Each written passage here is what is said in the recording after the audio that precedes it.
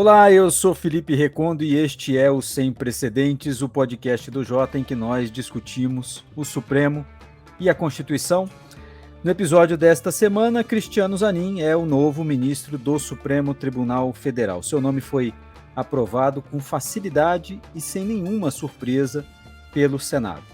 E a sua sabatina na Comissão de Constituição e Justiça foi tranquila, foi rápida se nós compararmos com sabatinas anteriores, e burocrática. Nem mesmo figuras de oposição como Flávio Bolsonaro ou como o ex-juiz Sérgio Moro impuseram qualquer obstáculo a Zanin na sua sabatina. Senadores de governo e oposição fizeram perguntas frouxas e receberam de Zanin respostas evasivas. As esquivas do candidato não são novidade, evidentemente, numa sabatina. Essa é a regra, é o que a gente tem visto ao longo da história. Mas a indolência dos senadores, essa sim foi uma novidade. E era um sinal de que Zanin havia agradado a classe política, um indício de que nas conversas que ele manteve com os senadores ao longo das semanas, desde que foi indicado, ele conseguiu demonstrar que estava afinado com essa mediana da política brasileira e deste Congresso que é mais conservador. Zanin, no seu discurso de abertura, fez uma promessa, que atuaria de forma, abre aspas, desprovida de ativismos ou de interferências excessivas ou desnecessárias. A gente só não sabe o que é um excessivo e desnecessário em se tratando de Supremo. A gente só vai ver isso na sua atuação como ministro. Zanin também indicou, como nós havíamos falado, que não deve se alinhar a ministros que defendem a descriminalização do aborto lá no STF. Disse ele que o lugar para se discutir isso é no Congresso Nacional. E o único questionamento que foi mais enfático foi sobre se ele julgaria processos relativos a Lula ou envolvendo Lula e a operação Lava Jato, né? Processos relativos a Lula ou processos relativos a Lava Jato. E ele deu a resposta padrão de que estaria impedido nos processos em que ele atuou como advogado. Ponto final. Só lembrando, na sabatina de André Mendonça, essa pergunta também foi feita, aí por senadores do PT. E a resposta do André Mendonça também foi semelhante, de que só se tornaria impedido ou suspeito em processos X, processos em que tivesse atuado ou processos contra pessoas que tivessem relações muito próximas. E agora a gente vê, inclusive, que Nunes Marques vai participar do julgamento no TSE, que pode levar à inelegibilidade de Jair Bolsonaro. Nunes Marques, que foi indicado por Bolsonaro. Portanto, Zanin vai sim julgar processos que envolvem Lula e vai sim julgar processos sobre a Lava Jato, desde que ele não tenha atuado como advogado. E ao final dessa sabatina, o líder do governo, isso me chamou a atenção e eu já chamo aqui ao nosso time, ao final da sabatina, o líder do governo no Senado, Jacques Wagner, sintetizou o que era a indicação de Zanin para o STF, e acho que foi uma inconfidência. Ele disse que a indicação de Zanin era uma medalha por ter atuado no processo contra Lula na Lava Jato. Em suma, foi isso que ele disse. Zanin foi aprovado no plenário por 58 votos a 18.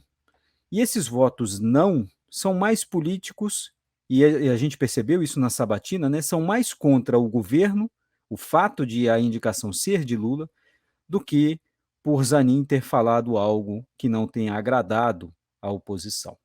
Bom, para a gente falar da indicação e da sabatina de Zanin, Diego Werneck, do INSPER, e Juliana Cesário Alvim, da Central European University. Juliana, eu começo com você. O que te chamou mais a atenção para você? Qual foi o destaque dessa sabatina e desse processo de aprovação de Cristiano Zanin? Olá, Felipe, Diego. Acho que a gente pode recuperar, então, algo que a gente falou no episódio passado, uma coisa que acho que foi o Tomás que chamou a atenção, né? Ele previu que a sabatina seria parecida com a sabatina do Aras, e parece que isso se confirmou, né? Embora nos dois casos tenha havido uma polêmica assim, pré-sabatina, no caso do Aras, relacionada à sua inação diante do governo Bolsonaro e das violações de direito que foram, né, realizadas, e com relação ao Zanin, a sua proximidade com o presidente Lula, etc., isso não se refletiu na conduta dos senadores durante a sabatina, né? E as próprias respostas dele facilitaram isso, né? Ele, como a gente já também previa e como tem se tornado comum, foi evasivo nas respostas, ora se referindo ao texto da lei, à letra da lei, lendo a lei, né? No caso, por exemplo, de suspeição, sem acrescentar nada, nenhuma informação adicional, o que não esclarece aquilo que a gente buscaria ou buscava, né, na sabatina, entender um pouco melhor quem é ele como ministro, já que a lei está colocada para todos. Ora, ele afirmava genericamente que buscaria compatibilizar, na medida do possível, os diferentes valores envolvidos. Então, falou isso, por exemplo, para a questão do marco temporal e outras, né? Mas aí, nesse cenário, aliás, até com relação a uma coisa que seria fácil ele demonstrar um posicionamento, né? Que seria, por exemplo, a questão da colegialidade. Lembrando que o ministro Nunes Marques, embora uma vez, né, chegando no tribunal, não tenha agido dessa maneira, na sua sabatina ele disse que era uma pessoa do colegiado, que submeteria a tudo, que não iria se voltar para ou utilizar excessivamente, ou utilizar decisões monocráticas. O Zanin, ele disse que simplesmente as monocráticas estão previstas em lei e que devem ser usadas só nessa hipótese, e mencionou a resolução mais recente do STF sobre isso, com prazo para submissão ao plenário. Mas, enfim, seria fácil ali ele ter expressado uma opinião, que é uma opinião que provavelmente agradaria os senadores, é uma opinião que é bem-vinda, né, em vários setores, inclusive na academia. Ele poderia ter feito isso e não fez. E aí, o que me espanta, né, é ele ter feito isso. Então, nas raras vezes em que ele saiu desse tipo de reação, letra da lei, ou compatibilizar abstratamente na medida do possível, foi ao falar de aborto, né, em que ele não só disse que isso seria uma questão a ser tratada pelo Congresso, como frisou que deveria se enaltecer o direito à vida que está na Constituição. Ele mencionou as hipóteses legais que existem, mas me chamou a atenção ele ter saído dessa postura que ele estava adotando ao longo de toda a sabatina, nessa questão específica e de maneira incisiva, como ele não se comportou diante das demais perguntas. Diego, queria ouvir o mesmo de você. O que você aponta dessa sabatina que tenha te chamado mais atenção? Então, Juliana apontou que ele foi, né, esse ponto específico em que ele foi incisivo. E, de fato, eu fiquei surpreso. Eu nunca tinha ouvido o Cristiano Zanin falar por tanto tempo, né? E eu acho que nos clipes que a gente via, nos pequenos vídeos, assim, ele parecia mais aguerrido, mais combativo, mais incisivo. E não foi isso que apareceu na sabatina, né? Acho que, assim, na velocidade de cruzeiro dele era um momento tenso, claro, um momento para o qual se preparou muito, precisava ter um controle acima da média, mas é um momento tenso, e uma hora, uma pergunta ou outra, você pode deixar escapar alguma coisa. E ele foi muito tranquilo, né? Passou muita tranquilidade, muita serenidade. Diego, Mas, só sim. fazendo uma comparação, talvez o Zanin seja, no processo criminal, quando ele atuou como advogado, ele estava ali exercendo e fazendo aquela personagem, mas parece que Zanin é aquela figura que estava no banheiro do aeroporto, escovando os dentes e alguém o agredindo daquela forma e ele impassível. Ele passou essa sabatina todo no mesmo tom de voz. É impressionante como ele não saiu em nenhum momento daquele nível. Eu até mencionei para um ministro do Supremo que vai ser difícil acompanhar um voto dele como relator no plenário, lendo por tantas horas naquele mesmo tom. Assim, vai ser até um pouco. Ficou até um pouco chato. Falando bem Uma fleuma, objetivamente no né? popular, ficou até um pouco chato. Ele é fleumático, né? Ele não imperturbável. Exatamente, exatamente. E isso eu acho que é uma coisa importante, porque, de fato, é arriscado você querer se consagrar num comentário ou outro ali, né? Porque algum senador pode não gostar, pode ter uma réplica. Então, ele foi zero professoral, zero imagem de superioridade em relação aos senadores, zero se exibir, né? Ou dizer, olha o quanto eu sei, olha o quanto ao contrário, né? Só jogando com a bola no chão, só ali, né, no mais, ao mesmo tempo vago, né, como observou Juliano, mas é um vago, um vago concreto não faz sentido, né? Mas um vago muito minimalista, né? Um vago muito assim, olha, eu vou falar que a regra é essa. Então, acho que isso certamente E não para menos, a facilitou. sabatina foi tão rápida se comparado, por exemplo, a Nunes Marques e André Mendonça.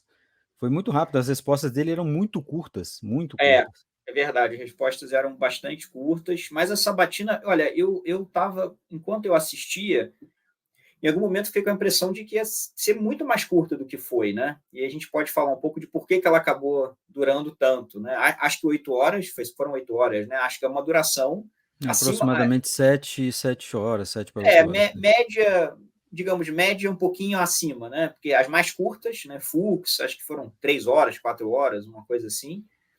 E essa foi. A sabatina da ministra Carmen Lúcia foi aproximadamente 2 horas e meia.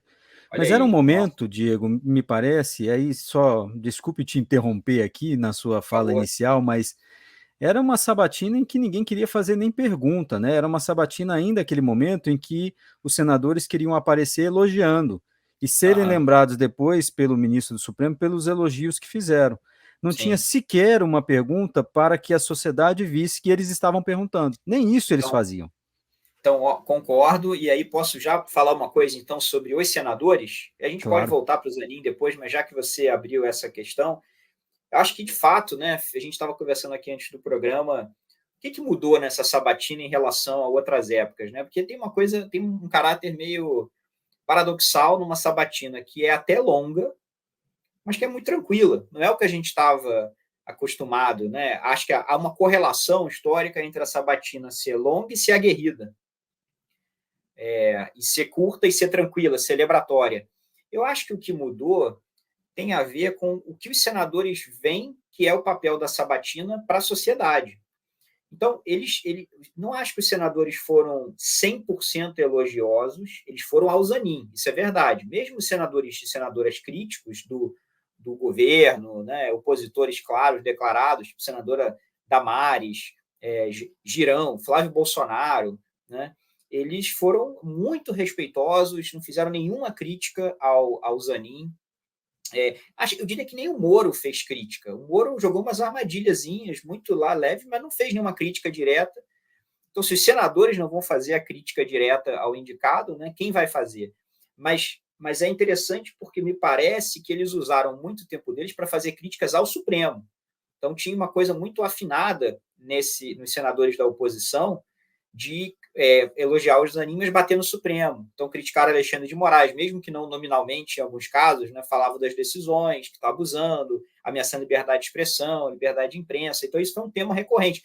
Garantismo, você é garantista? Então, o que você acha do que o Alexandre de Moraes está fazendo? Não foi dito nesses termos tão brutos, mas era mais ou menos isso o tom de algumas das observações que os senadores fizeram. Então, eu só observaria isso, Felipe. Acho que o que explica essa duração longa os senadores estavam querendo aparecer para fora, fazendo críticas ao Supremo, mas, de fato, críticas ao Zanin, ao indicado, não. Acho que isso é uma coisa importante. A gente chegou um pouco a falar disso no programa passado também, né? Dessa função da sabatina que vai ganhando importância, que é para se comunicar para fora, né? O Senado se comunicar para fora daquilo que está acontecendo ali, porque o que está acontecendo ali parece que já está resolvido. E isso que o Diego falou, né? Dessa postura assim meio impassível do Zanin, concordo que eu acho que agradou muito, né? Eu acho que ele não se alterou, ele não caiu em provocação, ele foi deferente. E os senadores foram muito respeitosos, e uma coisa que foi mencionada muitas vezes foi a abertura dele para o Senado, né? Dele ter ido visitar os senadores, fazer reuniões. Praticamente todos os senadores falaram que tiveram reuniões com ele, e essa postura de ir conversar foi muito elogiada, e acho que isso foi importante também nesse processo, né? E é sobre essa coisa do Moro que o Diego menciona. Também fiquei com essa impressão, né? Alguns ressaltaram que teria havido um embate, ou que o senador Moro teria feito muitas perguntas, porque fez, parece que 14 perguntas, mas na verdade parece que essas perguntas eram justamente para escapar de um embate direto, né? Eram perguntas mais protocolares, algumas relacionadas a processo penal, outras ele já adiantava, mas dizia: eu sei que você vai julgar, então não precisa, seria mais a sua impressão, né? De um jeito muito, muito, muito não combativo também, né? Então, acho que custa ver ali um embate, e a postura do Zanin corroborou isso sem sem entrar em nenhum tipo de provocação, né?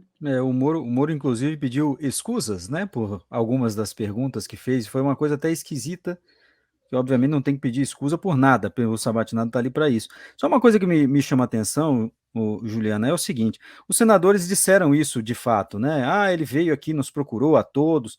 André Mendonça também procurou, Nunes Marques também se reuniu, Alexandre de Moraes se reuniu com todo mundo. Isso é a praxe. Isso não explica muito bem por que dessa lassidão. Não é isso que explica, sabe? Tem essa proximidade com a política, ou essa demonstração que ele deu nessas pautas conservadoras, e foi uma indicação, assim, indicação padrão, e acho que a comparação que o Tomás fez no nosso programa anterior é perfeita. É muito a cara da recondução do Augusto Aras. Ninguém Mas quis fazer objeção. Diga. eu queria te perguntar o que você acha, porque nessas visitas, você acha que faz a diferença, por exemplo, comparando o André Mendonça com essa indicação, você acha que a postura do candidato, e não sei como é que foi essa postura em nenhum dos dois casos nas reuniões, faz diferença, ou você acha que é uma coisa relacionada, por exemplo, ao apoio que ele tem, ao apoio do governo, ao apoio de quem o conduz ali para essas reuniões? Por que um caso isso é elogiado e no outro não? Eu não sei por que num é elogiado, no outro não. Eu acho que nesse caso eles precisavam de alguma desculpa ou algum discurso para essa postura mais frouxa. E essa simpatia que tiveram, ou essa sintonia que tiveram com o Zanin, que se expressou nessas reuniões fechadas, a gente nunca sabe o que os candidatos dizem, mas obviamente eles não dizem, vou votar assim no caso tal, vou votar assim no caso qual. Mas essa postura e essa demonstração de quem ele é, o fato de André Mendonça, por exemplo, ter pego ele pelo braço e levado para se reunir com a bancada evangélica, essas coisas é que fazem diferença. Os sinais que ele mandou é que fazem diferença. Mais do que simplesmente ele ir nesse, como a gente chama, de beijamão com os senadores, porque todos fazem isso. Absolutamente todos fazem isso. Eu acho que essa era uma desculpa que eles deram para essa postura. E aí, mesmo eles falando, né, assim, vários deles dizendo, eu vou votar contra, mas nada contra você. É uma coisa assim, uma lassidão, e repetindo, né, o que vocês falaram, a função da sabatina, de novo nós ouvimos Esperidião Amin dizer, nosso papel aqui não é desindicar, é só avaliar a indicação. Bom, então é melhor que não tenha, né? É melhor que não, se é para isso, só para avaliar a indicação, não é para avaliar a indicação, é saber o que a pessoa pensa. Né? Mas mesmo avaliar a indicação, será que essa sabatina que a gente assistiu serve para isso? Eu tenho dúvida. Essa Se não serve para serviu. avaliar essa indicação, então acho que nem é isso, né? Acho que nem é E isso. acho até que tem sabatinas que servem mais. E me parece também, vamos ter um pouquinho de realismo, né? Todo mundo queria a aprovação dele.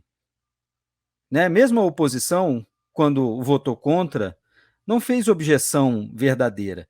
E eu estava mencionando antes de nós começarmos, numa demonstração dessa, de que quase ninguém usou a réplica.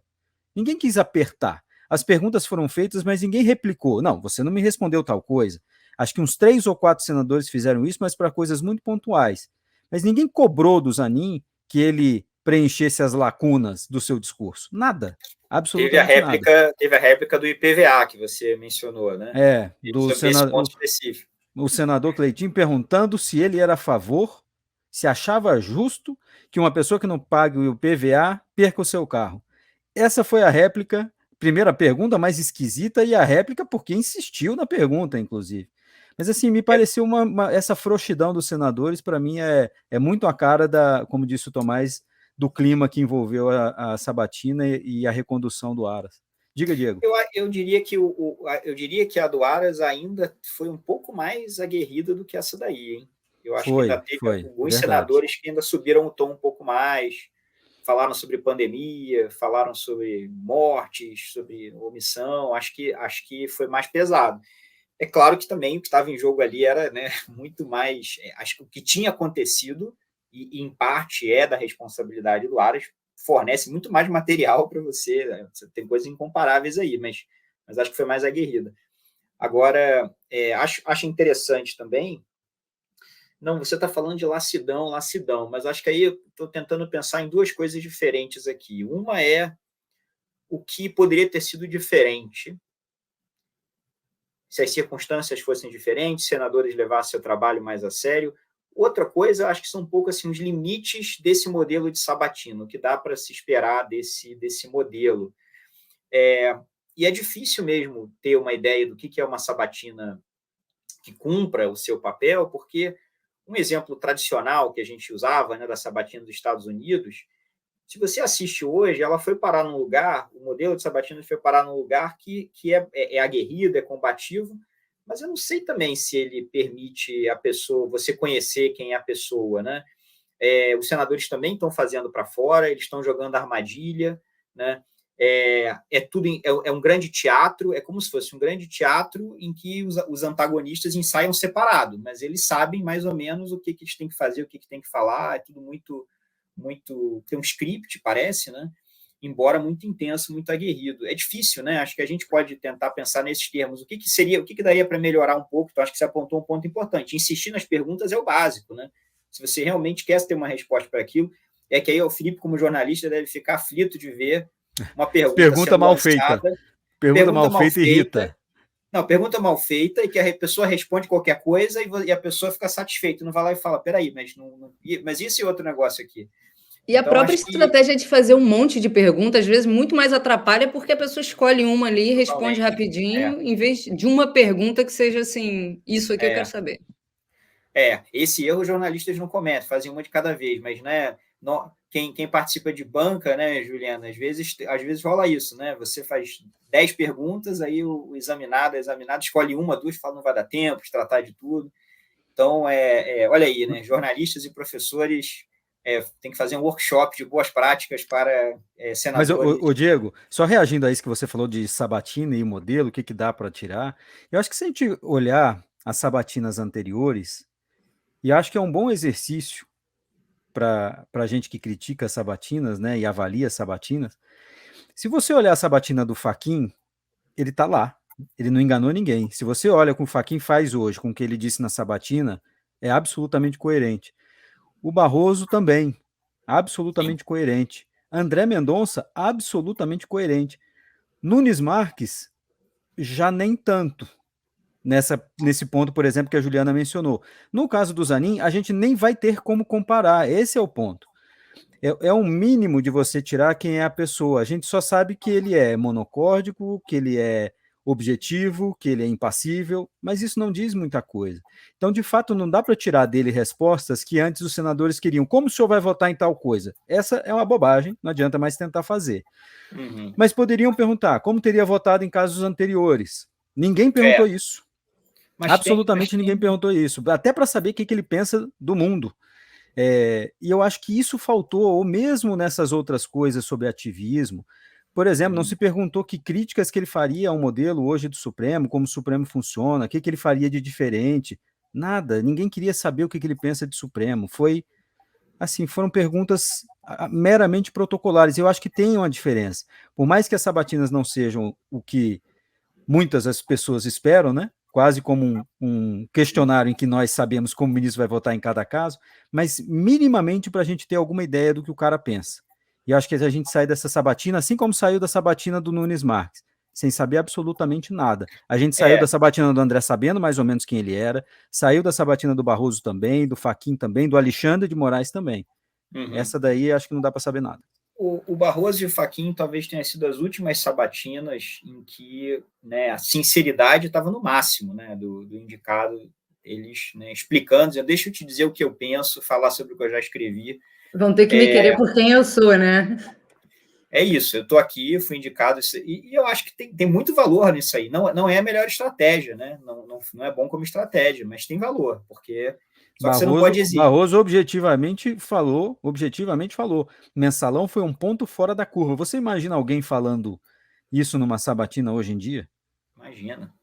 O Zanin, ele nem levou o tom para falar de Lava Jato, ele nem aproveitou para dizer tudo que ele já escreveu, ele foi muito descritivo e neutro para falar de coisas que ele fez e falou com intensidade há alguns anos, né? Como disse um senador experiente, eu estava mencionando isso para vocês antes de começar, o Zanin nessas reuniões, Juliana, em todas essas conversas, ele conseguiu essa expressão que um senador experiente falou, ele conseguiu desarmar o rigor de uma sabatina. E isso antes de começar a sabatina. Ele falou, ele vai conseguir desarmar esse rigor. E, de fato, não foi uma sabatina rigorosa. 7 horas, 8 horas não significou nada. Mas tem alguns temas, então, eu ressaltei a questão do aborto, porque eu acho que chamou muita atenção, mas acho que tem alguns outros temas aí em que ele foi, pelo menos ele deixou uma pista que eu acho que ele pode ser cobrado no futuro, ele indicou alguma coisa do posicionamento dele. Então, questão do aborto, que eu já falei, ele falou que respeita todas as formas de amor, então isso acho que é um certo posicionamento com relação a, por exemplo, uniões homoafetivas e coisas do tipo. Ele falou que não vai atuar para inviabilizar a atividade econômica. Claro que isso é vago e está sujeito, né, a um sopesamento, no caso concreto, no que for possível, etc. Mas eu acho que ele não refuta aquela suspeita que a gente tinha, né, de um certo alinhamento com o empresariado, uma proteção de empresa. Então, eu acho que isso daqui é alguma coisa que confirma uma impressão que a gente tinha, mesmo que não explicitamente, mesmo que isso pudesse ser mais explicitado, talvez por uma pergunta mais direta e clara. E teve a questão das drogas também, né, que ele colocou de uma maneira um pouco mais explícita, colocando ali as drogas são mal, isso é tarefa do legislador, etc. Então, acho que também a gente pode tentar ler nas entrelinhas ali de qual que é o posicionamento dele. Eu só queria falar mais uma coisa aqui com relação aos senadores, né? Não só da postura do Zanin, mas pensando nos senadores aqui, e como que os senadores da oposição, né, estavam ali construindo a narrativa compartilhada, como o Diego chamou a atenção, cada um dando um fragmento, né, de uma certa interpretação da função do Supremo, do próprio julgamento do TSE que vai haver, mas muitos, né, também praticando aí a desinformação, né? Então o próprio Moro veio no que repercutiu bastante nas redes sociais, perguntando se o Zanin era padrinho do casamento do Lula. Depois a Damares veio sugerindo que havia crianças presas em razão do 8 de janeiro. E, por fim, o Flávio Bolsonaro comparando o julgamento que começa hoje, né, quinta-feira, sobre a cassação da chapa do Bolsonaro com a cassação da chapa Temer e Dilma, falando que se o julgamento tivesse sido diferente, se a chapa tivesse sido cassada, Alexandre de Moraes não estaria no Supremo. E você chamou atenção para inverdade, para mentira que isso é, né, Felipe? O Juliano, eu anotei aqui as datas, inclusive. Essa tese de que Alexandre de Moraes só é ministro do Supremo porque a chapa Dilma Temer não foi cassada pelo TSE, não para de pé, só olhando o calendário. Alexandre de Moraes foi indicado ao Supremo no dia 6 de fevereiro de 2017. O julgamento no TSE foi em junho. Então, a não ser que falasse, não, agora caça-se tudo que o Temer fez como presidente porque a chapa foi cassada. Não tem o menor sentido. É só um jogo de retórica para tentar tornar mais caro ou passar uma ideia de injustiça e perseguição por parte do Alexandre de Moraes ao Bolsonaro. Mas mesmo essa ideia aí, essa tese, não para de pé. Mas, Diego, você ia falar? Vou colocar uma pergunta aqui. Se a outra coisa não mudou das sabatinas de Barroso, Fachin, de 10 anos para cá, assim, tem outra coisa que mudou no cenário e na cabeça dos senadores. Acho que há 10 anos os senadores tinham certeza, quase certeza, que eles poderiam falar o que eles quisessem. Acho que não sei se essa certeza se mantém hoje. Eu vou colocar como uma pergunta também, será que isso não ajuda a explicar um pouco das falas e do tom mais frouxo, como de lassidão, como disse Felipe? Acho que o cálculo político, a conversa prévia, o fato de que era um resultado já dado, os senadores sabiam disso, não queriam se expor necessariamente, o perfil do Fachin, do Zanin, tudo isso acho que é suficiente para explicar, mas eu me pergunto se não tem uma outra coisa também que olha o caso do Moro, por exemplo. É surpreendente que o Moro não tenha sido mais confrontacional, né? Um pouco mais confrontacional. Acho que ele foi bem, como eu vou dizer, ele estava bem comedido, para usar um eufemismo assim na fala, né? Jogou essa desinformação aí, como falou Juliano, mas já pedindo escusas. Ele pediu desculpa, se é mentira, desculpa qualquer coisa, Mas também, Diego, também ele não tinha lá muito discurso, muita autoridade para falar de suspeição, por exemplo, do Zanin. Afinal de contas, ele foi julgado suspeito pelo Supremo. Então, também estava um pouco engessado. Eu não sei, Diego, se é esse receio. Não, não acho que seja, não, sabia? Porque dentro de uma sabatina pode se perguntar muita coisa e falar muita coisa. Os senadores estão sendo punidos porque eles se fizeram fora. Tipo, o Magno Malta mencionou isso. Ah, não posso perguntar porque depois você recebeu um processo. Eu recebi um processo contra o do Alexandre. Não, recebeu porque ele estava fora e falando coisas que eram mas inverdades. o fora mudou bastante, né? O que é fora? Não, mas no caso do... por exemplo, Então, essa mas aí tem uma coisa. Cajuru, por exemplo, falou: Gilmar Mendes vende sentença. E não quer ser processado por isso? É verdade, mas ele também falou que o outro político era, deputado turista. E aí está sendo processado. Então, ele está sendo processado mais pelo conjunto da obra do que falou no passado do que por isso, verdade. Mas eu acho que mudou. Não, então, se deixar de lado se está certo ou está errado, acho que mudou. Mas será que talvez isso não é assim? Talvez não o medo de ser processado por algo que fale na sabatina, mas uma sombra dos inquéritos conduzidos pelo Supremo. Então, não precisa ser aquilo ali, mas se você está... Você bate na mira. Mas não fosse isso... Na oposição. Mas fosse isso... os senadores de oposição não teriam feito tanto discurso quanto o Alexandre. E eles fizeram. Eles criticaram o Supremo. Eles fizeram essa crítica. E contundente, alguns deles. Contundente, mas assim, abstrata, sem citar muitos nomes. E eu diria, menos enfurecida do que eu imaginaria que eu veria no Senado políticos fazendo há 10 anos sobre um tema como esse. Eu não sei, eu fiquei com a impressão de que eles estavam até comedidos. Você tem razão, foram críticas contundentes, mas elas foram num nível de generalidade quase como... E talvez isso seja até um resultado positivo, não estou dizendo que é negativo, não. As críticas foram muito institucionais. Foram críticas muito, assim, num nível de abstração que é mais o da crítica institucional do que de falar especificamente do ministro A ou B. E tem uma coisa que eu ouvi de um ministro do Supremo, que conversou com os senadores antes da sabatina do Zanin, e esse ministro dizia o seguinte: quem tem motivo para votar contra o Zanin, ideologicamente, é o PT. Esse ministro disse sim expressamente. E, obviamente, o PT não ia votar contra, porque é uma indicação de um governo do PT. E o restante não tinha por que votar contra. Ou, como disse um dos senadores, vou votar contra porque a indicação é do Lula. Ponto final. Também, se isso vira moda, ou se isso passa a ser a praxe, vou votar contra a indicação de um governo ao qual eu faço oposição, então o cenário mudou. Nós tivemos, por exemplo, o Fux sendo aprovado com 68 votos a 2. Ellen Grace foi aprovada à unanimidade. Não vamos ter mais unanimidade? Porque a oposição vai votar contra? Isso me lembra, eu estava mencionando para você, Diego, antes de começarmos, me lembra o período da ditadura em que o MDB, a única coisa que tinha para fazer contra o governo ditatorial era votar contra tudo. E aí votava contra as indicações. E por isso nós temos as indicações no passado com votos não muito alta, a votação negativa muito alta, porque era uma forma de oposição. Não era necessariamente objetar o cara que estava sendo indicado, mas era uma forma de dizer para o governo, somos oposição. Foi o que aconteceu agora. Porque, como disse esse ministro, ideologicamente, nisso que a Juliana mencionou, por exemplo, do alinhamento com empresários, atividade econômica, etc., e se afastando um pouco desse direito do trabalhador, por exemplo, isso seria um motivo para o PT objetar, mas nenhuma objeção.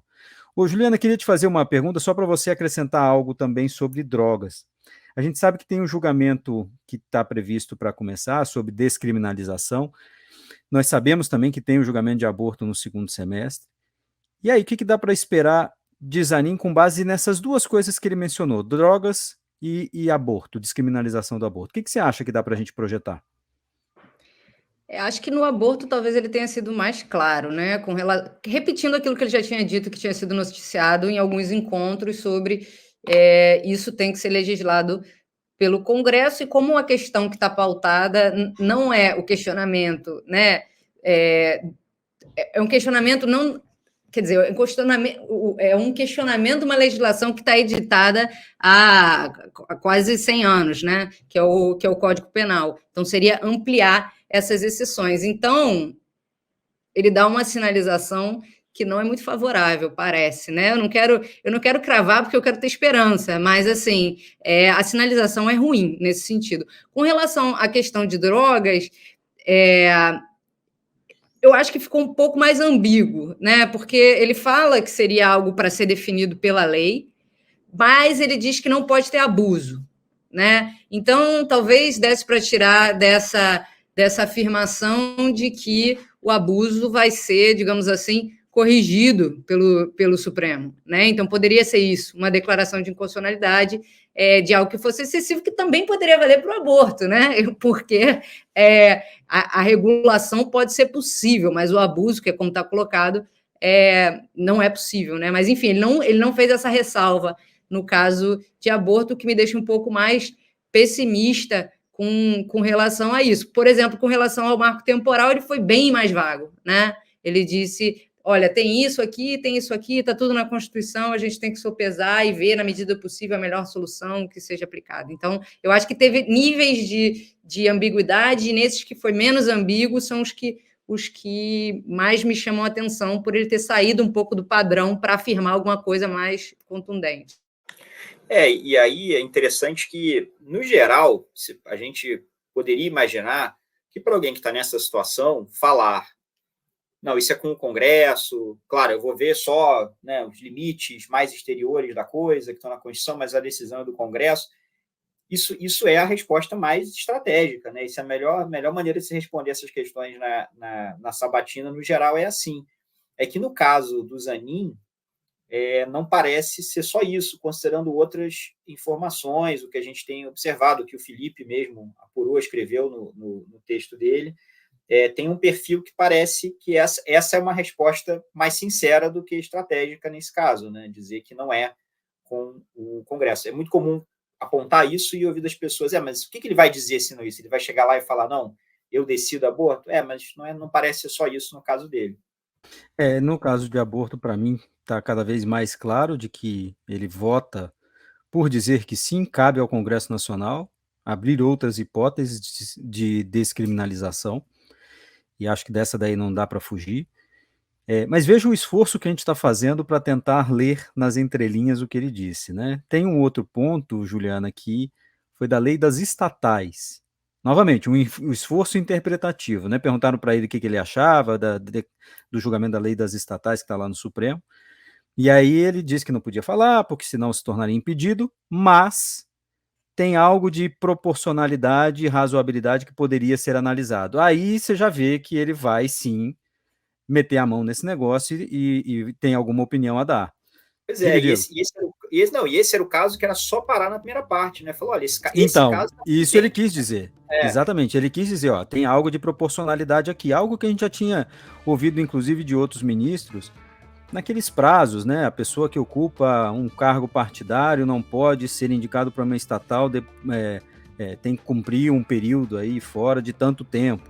Provavelmente o Supremo possa dizer que isso é desproporcional, e o Zanin deu essa indicação. Então são pouquíssimos pontos que a gente pode, com muito esforço de leitura e com apuração também, que a gente já vem fazendo há algum tempo, né, e percebendo para onde vai Zanin. Mas mesmo assim, infelizmente, a sabatina não cumpre, mais uma vez, essa função de nos dar pelo menos algo lá na frente para a gente cobrar dele. A gente assiste a sabatina daqui a um tempo e fala, peraí, você falou uma coisa diferente lá atrás. Não, a gente provavelmente não vai encontrar isso. E também não existe nenhuma ingenuidade nossa em relação a esse processo, né? Nós sempre dissemos, Zanin, se indicado foi, aprovado será. O que a gente gostaria, quando a gente inclusive gravou no episódio passado, é de que a gente tivesse um pouquinho mais de transparência nos motivos da indicação e no que o candidato pensava, né? Mas aí quando a gente fica ali, Felipe, assistindo 8 horas, né, esperando ali uma informação. Eu vou anotando, ainda faço isso, anoto no papel.